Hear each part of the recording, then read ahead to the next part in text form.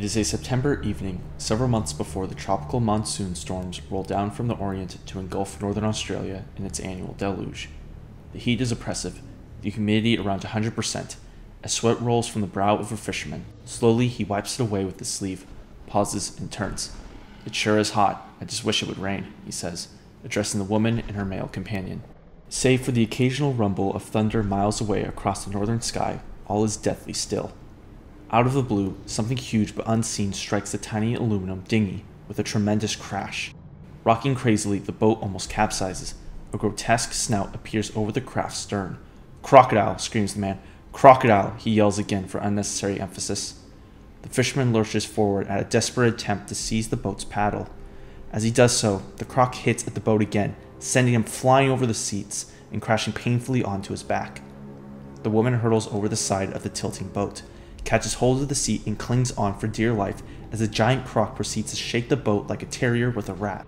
In desperation now, the fisherman reaches for the small outboard motor, grasps the starter rope, and pulls with every ounce of strength. The motor coughs and dies. He hauls on the rope again and again. The little engine starts, coughs and misses, and then finally begins to fire.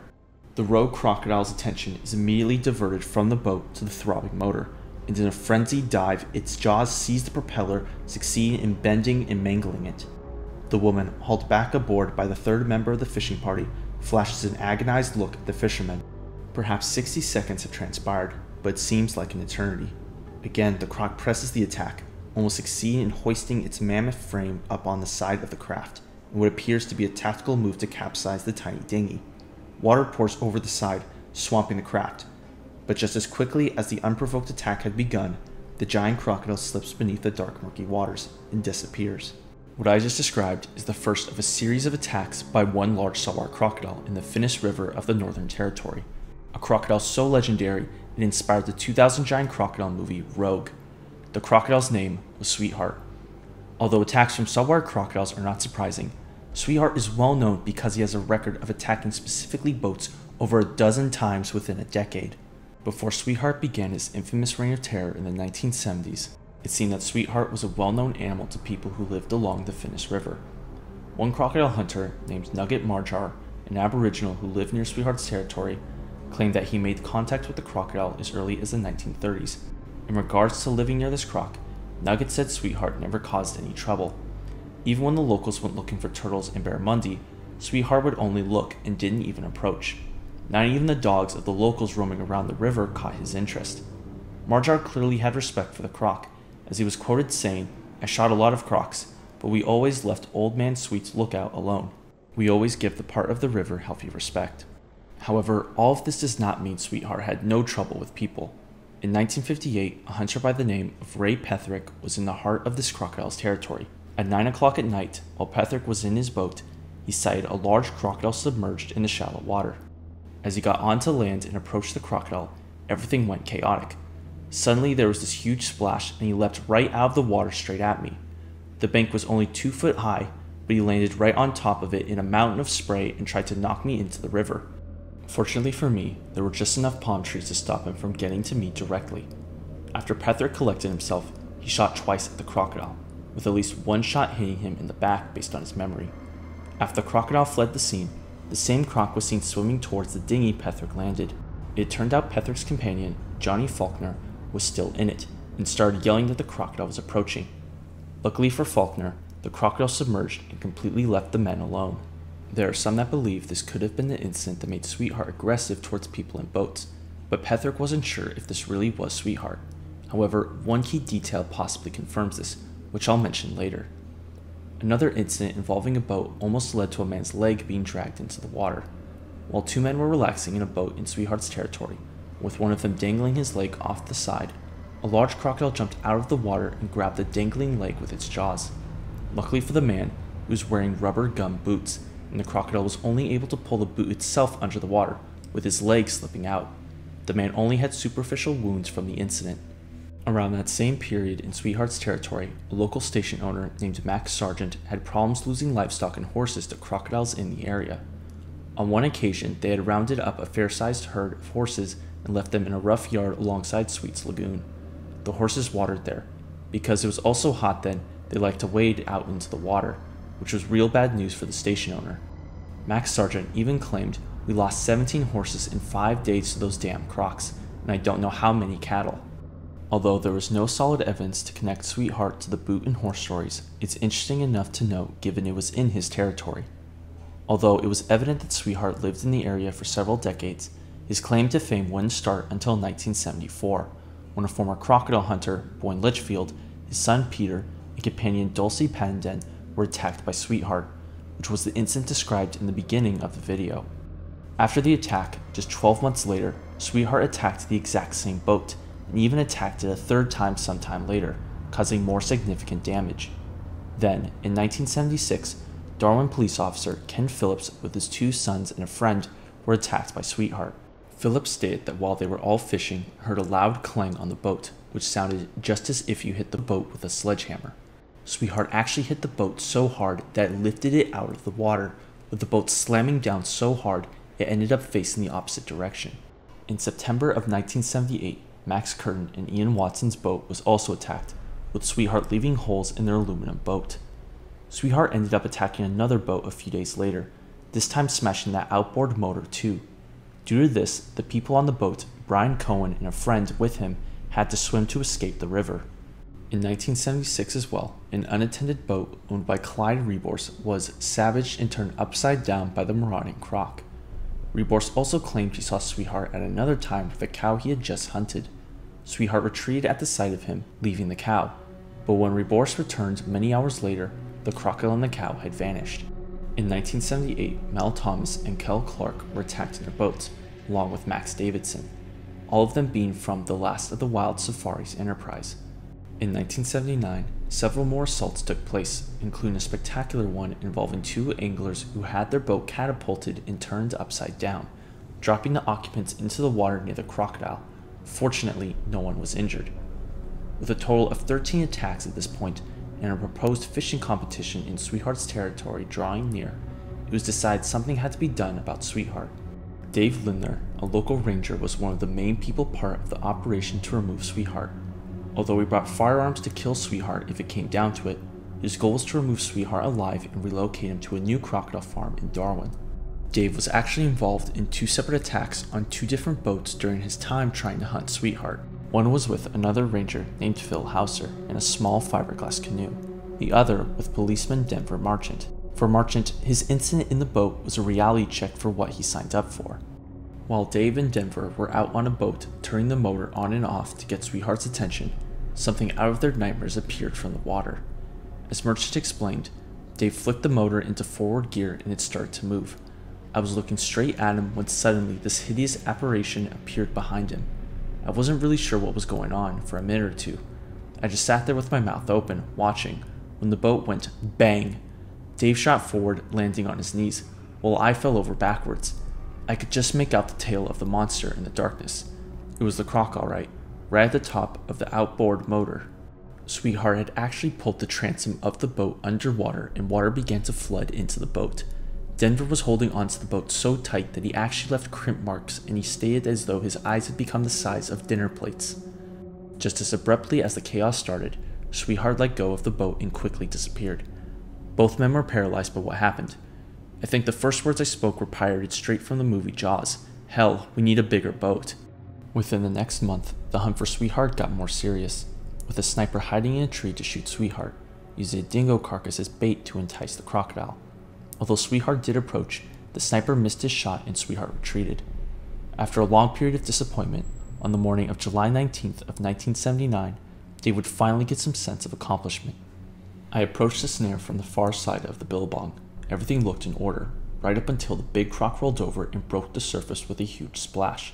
Sweetheart was hooked. With the crocodile finally caught, it was time to secure Sweetheart and move him to Darwin. After securing the jaws, a drug, specifically Flaxidil, was used to sedate Sweetheart during his transport. As they were dragging Sweetheart with ropes, the ropes became entangled in a log under the water, pulling Sweetheart's head below the surface. Dave had to actually dive into the water and release the caught ropes so Sweetheart could get moved back and wouldn't drown. Although Dave was able to get the croc free and onto land, the unfortunate had happened. When we got him back to landing, he was still breathing and the drug we had administered to keep him quiet was starting to take effect. so we quickly hauled him out of the water onto the trailer, but he just lay there with his head down. I noticed water running from his mouth, and I think he was taking water down his windpipe. He took water into his lungs and drowned very quickly. Dave and his team tried to save Sweetheart by siphoning the water out of him, but it was too late. Sweetheart had passed. The whole team was upset, to say the least, especially Dave. He believed that Sweetheart was only acting on instinct during his attacks, only attacking boats because they sounded like another rival crocodile to him, especially since it was never fully proven Sweetheart actually attacked or killed a person directly besides attacking the boats. The death was a real shame. To Dave, it's a pity too. He was a perfect specimen of a large crocodile.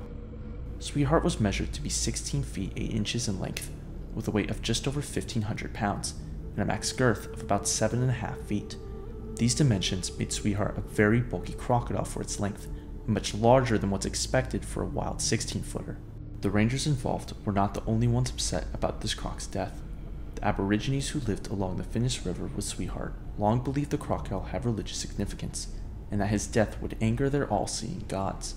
One detail that should be noted though is that while the body of Sweetheart was examined, 2 flattened bullets were found in Sweetheart's spine. Could these have been from Ray Petherick's gun? With Sweetheart's unfortunate death, the new goal was to perfectly preserve the specimen. Ian Archibald, an Australian taxidermist, was given the humongous task to preserve the huge crocodile. The plan was to display it for the new museum and art gallery of the Northern Territory in Darwin. Although it was a hectic process for Archibald and his team, the taxiderm Sweetheart would be completed in 1980, with him finally put on display in the museum in 1981. Not only did the display of Sweetheart become the pride and joy of the museum, it became a perfect representation of the Wild West-like life in the Northern Territory. Although Sweetheart's life may have ended short, his preserved body will forever remind us of the crocodile that terrorized the Finniss River. However, there may be one problem with the story.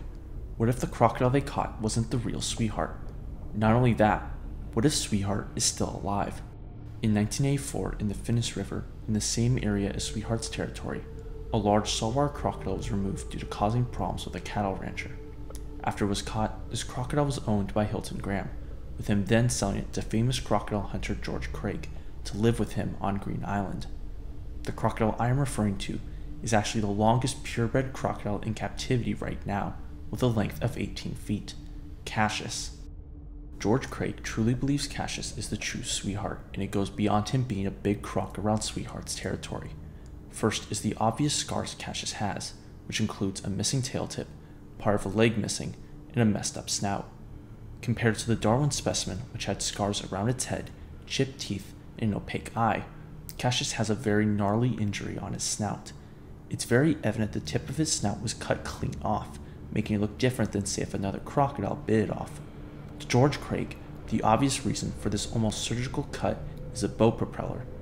Considering all the boats and motors Sweetheart destroyed, it would make sense that the true Sweetheart would have an injury more like this than just some slight scarring. There's also one more detail that almost confirms Craig's suspicion, which he stated for Philip Holden's book about Australian crocodiles. One day on Green Island, a hovercraft came which created a sound remarkably like that of an outboard motor at full pitch. Of the 30 or so crocodiles Craig had, all of them remained calm, except for one, the exception being Cassius. Cassius went right out of his head. He hurled himself around his pen, jackknifing, working himself into a frenzy. Knowing full well that it was the motors many believed were the reason for Sweetheart's outbursts of rage, and after witnessing this, Craig fully believed Cassius was the real Sweetheart. Now, one detail is a little fuzzy, which is important to note since we're talking about if Cassius is the real Sweetheart. At least in Philip Holden's book, it's claimed that once the crocodile displayed in Darwin was removed from the river, all attacks stopped. However, when I was talking to John Brugan of the St. Augustine Alligator Farm about the controversy, he claimed that there were still some attacks that continued after. Either way you look at this detail, Craig believes that Cassius could have simply left the area after 1979, being fed up with all the efforts trying to capture him. Graham Webb, a well-respected crocodile expert that helped catch Cassius, stated his capture location was only a mile away from the area they caught Sweetheart, and Webb even thinks it's likely Cassius was responsible for some of the boat attacks. Given the fact large saltwater crocodiles are seen inhabiting the same river systems, it is likely both these crocs could have lived there for decades, and perhaps both these crocodiles caused some trouble over the years they spent in the Finniss River. While some will say Cassius is the true Sweetheart, and that the Darwin specimen is the real one, I think it's possible too that both these crocodiles were responsible for boat attacks. However, I am starting to lean more on Cassius being the true sweetheart, given the information I've seen, but the verdict is still up in the air. The story of Sweetheart is one that shows the ferocity and power these animals can have, yet demonstrates that they are not mindless killing machines that want to eat people. As was said earlier in the documentary, specifically talking about the incidents of the 1970s, even with the number of people that ended up in the water, Sweetheart never got his jaws on anyone. He simply was ticked off at the boats, and once he dealt with that, he swam away. Still, it is a reminder of the kind of conflict that can happen when living with these modern-day dinosaurs, and that to coexist with these creatures, proper plans and management are needed to keep the peace on both sides. It is also a reminder of just how complicated it is to identify a problem croc sometimes. Just because a large one is caught does not necessarily mean the nuisance was removed. Still, the legend known as Sweetheart will forever remain a classic tale of man versus nature. We can only hope for the future that no other crocs develop a taste for aluminum boats like Sweetheart. To learn more about the animals you just saw, buy my book, What We Get Wrong About Crocodilians. It examines claims of giant crocodiles, a World War II massacre, their regenerating tails, alligators in sewers, their record land speeds, and more. The book looks at a variety of subjects many people, including experts, get wrong about these animals, and I desperately wanted to dispel the myths that have persisted so long. Buy What We Get Wrong About Crocodilians in physical or digital formats. Link in bio, comments, or description to buy.